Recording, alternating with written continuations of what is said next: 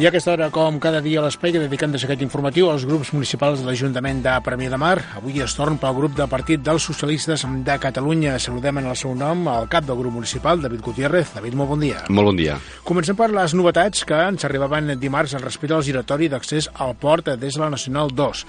Com valora el Partit dels Socialistes de Catalunya la reunió a la Generalitat i els seus resultats?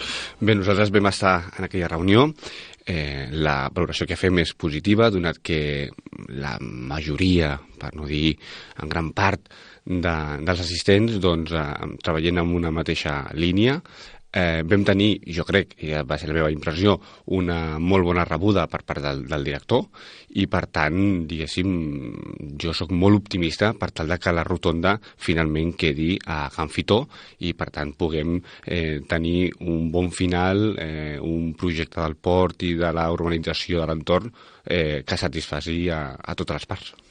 Ahir parlàvem sobre la qüestió amb l'alcalde Miquel Buch, ell confiava també que fos d'aquesta manera. Tot això advertia que l'urbanisme encara haurà de donar un darrer vistiplau definitiu i això arribarà després d'un procediment que parlàvem de 8 mesos, però que fins i tot advertia que podia ser bastant més llarg. Sí, perquè, diguéssim, aquesta operació hi ha molts agents que intervenen, que treballen, que tenen coses a dir i que emeten informes. I, per tant, tot i que hem de ser optimistes perquè la rebuda va ser positiva i diguéssim, el missatge va ser esperançador, sempre, com que hi ha molts agents que estan treballant i que han de dir coses, doncs pot ser que algú digui alguna cosa que no ens agradarà, diguéssim, que no ens agradaria la seva opinió, però, per tant, aquí hi ha molts agents.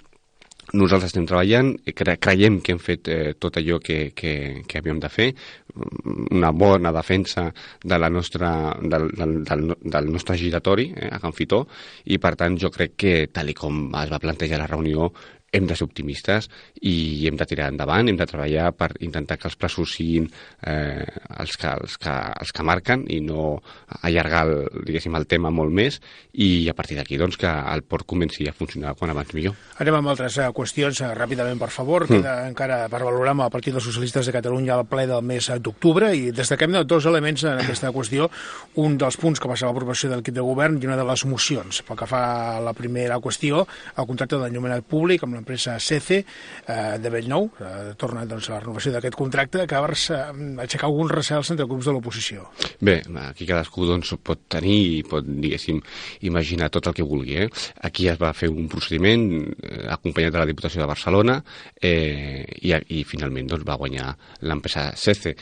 Jo el que sí que vull posar l'accent és que aquesta inversió ens permetrà un estalvi energètic i aquest estalvi energètic traduït, diguéssim, amb diners, amb costos, els podrem utilitzar per polítiques públiques. I, per tant, és aquí on ens hem de centrar i deixar-nos diguéssim, d'imaginar coses que no són.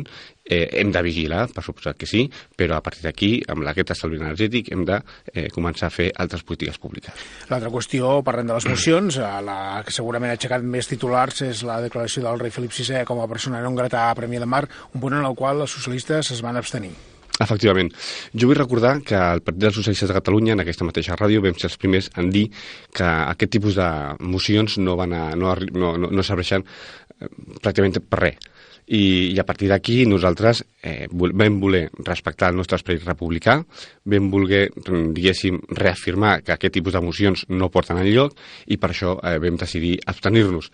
Creiem que el ple municipal i les institucions és una cosa molt seriosa que han de servir per defensar els interessos i les necessitats dels premianencs i les premianenques i per tant hem de treballar per ells, no per discutir del sexe dels àngels, perquè això no porta enlloc. Parlem de discutir una qüestió que va provocar una certa picabaralla, fins i tot via xarxes socials, amb el cap de llista de Ciutadans, el senyor Cano. Bueno, jo no ho vull portar més enllà, simplement després de 4 dies, diguéssim, llegint a les xarxes socials algunes coses que no són certes, vaig, diguéssim, voler deixar les coses molt clares, quin va ser el procediment del Partit dels Socialistes i sobretot que no ens donguin lliçons aquells que en temes del procés d'independència es van aixecar de la taula i no van representar el seu electorat i a tots aquells que no estem a favor de la independència, que no ens donguin lliçons a nosaltres quan nosaltres ens vam quedar a la taula i vam defensar el nostre posicionament. David Gutiérrez, moltes gràcies i molt bon dia. A vosaltres, bon dia.